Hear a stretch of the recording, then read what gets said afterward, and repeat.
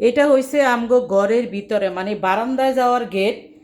এই সান কি পরিমাণ কুয়াশা, মানে পুরা গ্লাস এক সার ভিজি থাকে আজকে কয়দিন ধরে, কিন্তু আজগা অনেকটা বেশি, অনেক বেশি, অনেক।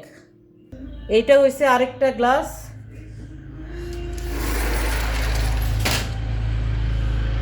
এই সান কি অবস্থা, কুয়াশায় শীতে মনে করেন অবস্থা অনেক। তারপরে এই যে ড্রেসিং টেবিলের গ্লাস, এই গ্লাসও ভিজি রয়েছে। তারপরে এইটাও ড্রেসিং টেবিলের গ্লাস একদম গোলা হয়ে রয়েছে, মনে হয় যেন মানে ময়লা পড়ে রয়েছে এমন অবস্থা এই গ্লাসের।